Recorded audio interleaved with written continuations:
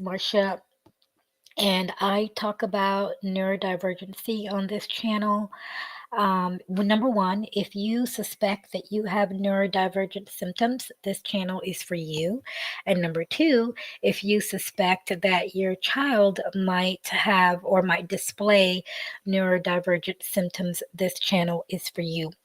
This is part five of why I suspected neurodivergent symptoms and lied to my doctor.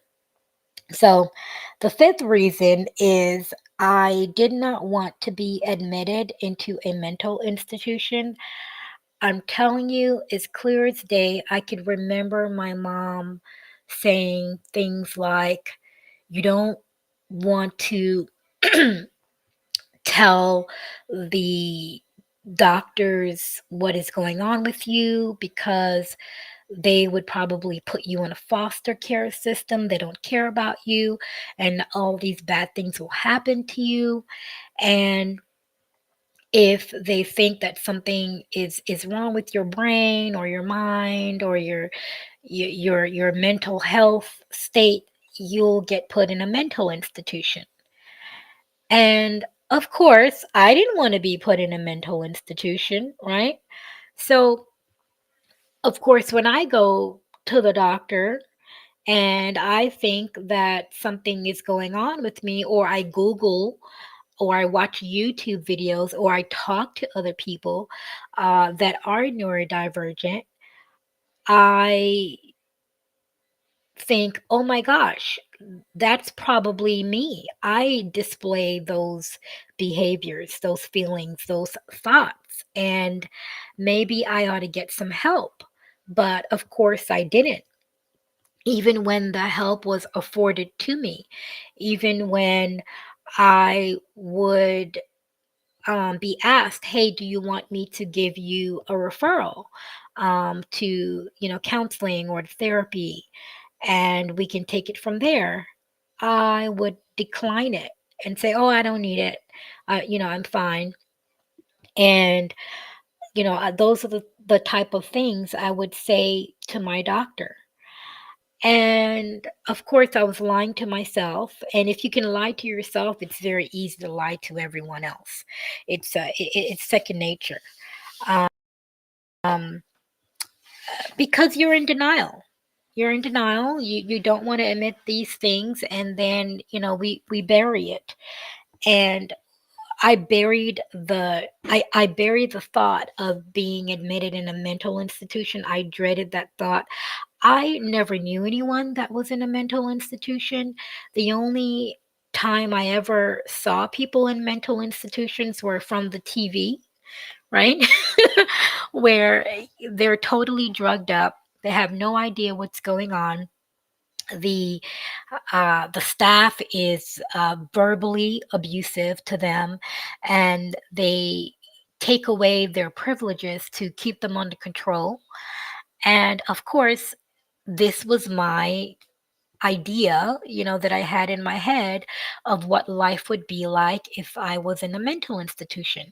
I wouldn't be able to sleep in my own bed, hang out with my friends, go for a hike. I really enjoy hiking, take my yoga class, um, meet new people. I love to go do things by myself. I love to go to the opera and to the symphony by myself. I love to go to the movies by myself and just sit and enjoy life. And I thought, if I'm locked up in a four-wall facility, I won't be able to enjoy all of those pleasures. And so, what did I do? Of course, I lied to my doctor. Oh no, nothing's wrong with me. I'm perfectly okay. And of course, I think, my doctor's out to get me. That's one of the symptoms of being neurodivergent, especially when you are obsessed or hyper focused on one thing, and you have insomnia. You tend to be a little paranoid about what people are going to do to you, what people are going to say to you. And then you commit to this imagination, this thought, this situation, and you commit to it and you hold on to it, right? You don't let it go. So, of course, I thought my doctor was out to get me and is trying to get me to, go in a mental institution. And I even had this thought that medical professionals get a high off, locking us up, locking people up. So I thought, oh, they're going to lock me up. They're going to enjoy locking me up. And then I would imagine myself wearing those hospital gowns. And I thought, there's no way I can go through that. So, of course, I got to lie to my doctor because I don't want to wear a hospital gown. I don't want my simple privileges to go away. I don't want to ask permission to go outside. I don't want to go on group, I don't know, field trips when you're allowed to leave the mental institution. I mean, what if, I can't leave until they tell me that I can leave? It's not, this is all the things I was thinking. It wasn't like a day spa, right? Where you can check in and check out when you feel like it, right? You have to be evaluated by professionals, and professionals have to determine if you are harm to yourself and society. So, I I really was obsessed with the thought of someone else having control. And that's one of the things of being divergent. I know it's definitely a symptom of my ADHD, my PTSD and my unipolar, because you fear that things are going to go out of control or someone else is going to take charge of your life. So you have this sort of type A personality, right? I got to get this done. I got to do it myself. And I can't afford anyone to come in and break my routine of doing anything for me or making any decisions for me, because they're going to just mess it up, right? They're out to get me. And it really is not good for us because it doesn't make us team players, especially when life is about being a team player, right? We're not in an island by ourselves, right? We go to school. Even if we're homeschooled, we're still taking part in activities with other kids, our age, our peers. If we do an extracurricular activity, we're still, seeing people unless we're in the woods by ourselves somewhere, right? We have to interact with people. If we are entrepreneurs, if we are employees, it doesn't matter. We still have to interact with each other. So it would behoove me, right? It'll be in my best interest to learn how to be a team player, right? But I just couldn't. I was so obsessed with being in control and keeping everyone away from trying to control me.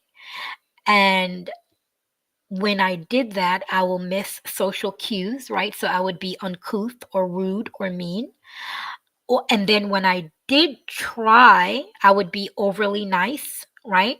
And so it came off as inauthentic, as fake, I came off as untrustworthy.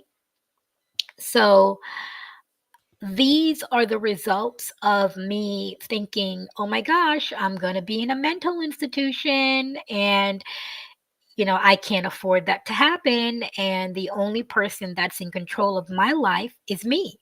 I'm the one that has to look out for my well being. I'm the one that has to take care of myself. And I'm the only one that can protect me.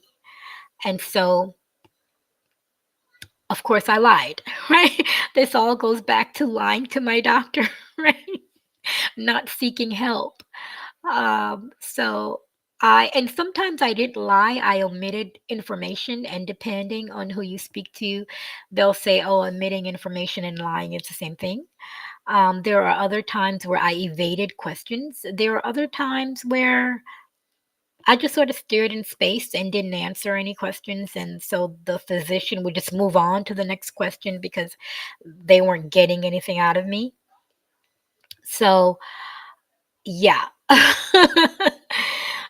If you are experiencing any of these symptoms, if you are scared to tell your doctor what you're going through, I'm telling you, there's some help, there's some relief on the other side.